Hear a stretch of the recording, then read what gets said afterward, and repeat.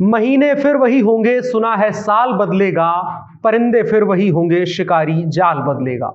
ये कविता अलग अलग मायनों के साथ हर साल 1 जनवरी को हम सभी शेयर करते हैं, लेकिन उत्तर प्रदेश में शिक्षक भर्ती के अभ्यर्थियों के लिए ये कविता उनकी जिंदगी की हकीकत बन गई है। साल बदल गया लेकिन हाल वही पुराना है। अभ्यर्थियों की भर्ती के मांग करने का मुद्दा आज भी गर्म है। बीते कई दिनों से अभ्यर्थी अलग अलग जगहों पर अलग अलग तरीकों से अपना विरोध प्रदर्शन कर रहे हैं, अपना विरोध दर्ज करवा रहे हैं। कल यानी सोमवार को जब अखबारों की हेडलाइनें लिख रही थी कि कड़कड़ाती ठंड के चलते घरों में दुबके लोग, तब उसी लोग के कॉलम में आने वाले उत्तर प्रदेश के नौजवान राजधानी लखनऊ की सड़कों पर धरना प्रदर्शन दे रहे थे। उनकी मांग थी कि 97,000 पदों पर वैकेंसी निकाली जाए। वो उनको चाहिए, उन्हें 17,000 वैकेंसी का झुंझुना नहीं चाहिए। उन्होंने साफ किया कि अगर भर्ती नहीं होनी है तो वोट नहीं किया जाएगा और जो 97,000 भर्ती निकालेगा उन अभ्यर्थियों का वोट उन्हीं के नाम पर जाएगा। आइए आपको बताते हैं क्या है पूरा मामला। मेरा नाम अनुराग मिश्रा है और आप जनता जंक्शन देख रहे हैं। उत्तर प्रदेश सरकार ने प्रदेश में 17,000 शिक्षक भर्ती का नोटिफिकेशन जारी किया, जो कि प्रदेश के करोड़ों की बेरोजगार आबादी के लिए ऊंट के मुंह में जीरे के बराबर है। अभ्यर्थियों का कहना है कि उनकी मांग 97,000 पदों पर नोटिफिकेशन देने की हुई थी, जबकि सरकार ने महज 17,000 पदों के लिए नोटिफिकेशन जारी किया है और इस मांग को लेकर के वो विधानसभा की ओर कूच कर रहे थे और उनके हिसाब से होना यह था कि विधानसभा से ही राज्य का विधान तय होता है, इसलिए विधानसभा का घेराव करना ज्यादा असरदार होगा। पूरे प्रदेश भर से कड़कड़ाती ठंड में आए शिक्षक भर्ती की मांग करते नौजवान धीरे धीरे नारेबाजी करते हुए विधानसभा की ओर पहुंचने लगे।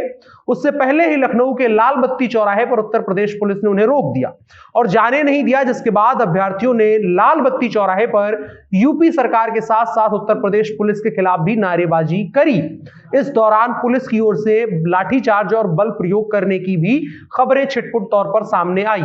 इस रैली में सिर्फ शिक्षक भर्ती के ही लोग नहीं शामिल थे, बल्कि कनिष्ठ सहायक 2016 की भर्ती वाले युवा भी इसमें शामिल थे, जो अब तक इसी इंतजार में है कि उनका परिणाम कभी जारी हो जाए तब उन्हें नियुक्ति मिल जाए। उनका कहना था कि सरकारें तो बदल चुकी हैं, अखिलेश यादव की सरकार हमने देख ली, योगी आदित्यनाथ की सरकार देख ली, लेकिन आज तक 2016 में उनकी जो परीक्षा हुई थी वो अब तक उसका परिणाम जारी नहीं हुआ है और नियुक्ति की बात तो दूर की कौड़ी है। उन लोगों का यही कहना है कि जहां प्रदेश में 20 लाख से ज्यादा ऐसे बेरोजगारों की फौज खड़ी है जो आने वाले साल 2 साल में तमाम सरकारी नौकरियों के काबिल नहीं रह जाएगी और उसके अलावा आने वाले वर्षों में करोड़ों युवा इस लिस्ट में शामिल होने के लिए एकदम तैयार बैठे हैं, ऐसे में महज 17,000 पदों पर भर्ती से क्या होगा। अभ्यर्थियों ने कहा कि अगर सरकार 97,000 पदों पर भर्ती नहीं करती है तो वो लोग सड़कों पर ही नजर आएंगे। आपको बता दें 3 सालों तक अभ्यर्थियों ने संघर्ष किया है और संघर्ष के बाद सरकार को राजी किया कि हां भर्तियां निकलेंगी, लेकिन जब भर्ती निकाली गई तो उनके मुंह पर करारा तमाचा था। वो 97,000 की मांग थी और 17,000 भर्तियां निकाली गई, यानी 80,000 पद पर भर्तियां नहीं निकाली गई। ये एक तरीके से ये चुनाव का वक्त है और बच्चे को झुंझुना पकड़ाना है, ये चुनावी झुंझुना है। अभ्यर्थी इसके अलावा भी कह रहे हैं कि प्रदेश सरकार ने अदालतों में 51,112 पद खाली होने का हलफनामा लगाया था, यह सरकार ने खुद किया था। इसके अलावा 68,500 पदों पर जो बीते दिनों में भर्ती हुई है उनमें भी करीब 22,000 पद खाली रखे गए हैं और इसके अलावा अभ्यर्थियों का कहना है कि हर साल सरकारी स्कूलों से 10,000 से 15,000 शिक्षक रिटायर हो रहे हैं। इस हिसाब से कम 1 लाख पदों की नई भर्ती तो आनी ही चाहिए। अब यहां से 2 सवाल खड़े होते हैं।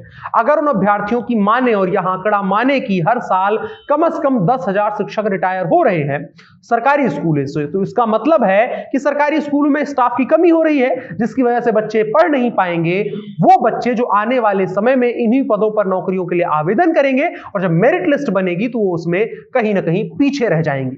दूसरी तरफ बेरोजगार जो खड़े हैं, जो अभी इस पंक्ति में खड़े हैं कि सरकार वैकेंसी निकाले और जो कुछ भी उनके पास पढ़ा लिखा हुआ है, जो कुछ भी दिमाग में उनके भरा हुआ है, उसको कागज पे जाकर के लिख दें और उनकी भर्ती हो जाए। सरकार अगर हर साल उन 10,000 शिक्षकों का जो रिटायर हो रहे हैं उन्हीं के पदों पर नियोजन का कार्यक्रम शुरू कर दे तो 5 साल में कम से कम 50,000 युवाओं को तो नौकरी मिल जाएगी और इसके अलावा बड़ी संख्या में पद राज्य सरकार के अधीन चलने वाले सरकारी स्कूलों और उसके अलावा तमाम जो राज्य सरकार के सरकारी संस्थान है उनमें खाली पड़े हैं, जो कि साफ साफ दिखाई देते हैं, और जिनका रोना सरकार तब रोती है जब कोई पूछता है कि सही से काम क्यों नहीं हो रहा है, तो सरकार कहती है कि पदों पर रिक्तियां हैं।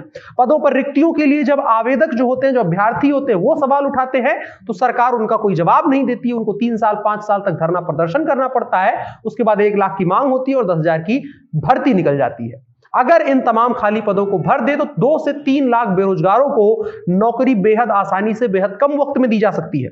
इसके अलावा तमाम विभाग है जहां पर बड़ी संख्या में पद खाली हैं, और उनको भरने के लिए अगर सरकार प्लान बनाए, जो कि सरकार के पास अभी नहीं है, चाहे वो योगी आदित्यनाथ की सरकार हो, चाहे उससे पूर्ववर्ती अखिलेश यादव की सरकार हो, इन दोनों सरकारों के पास उनको नियोजित करने का कोई भी प्लान नहीं था। इसी चीज को लेकर के लगातार युवा मांग कर रहे हैं। देखने वाली बात होगी कि क्या चुनाव का वक्त है, ऐसे में दबाव की जो तरीका है अभ्यर्थियों का, वो सरकार के ऊपर काम आएगा और सरकार इसको लेकर के संज्ञान में लेगी और सरकार कोई एक्शन लेगी।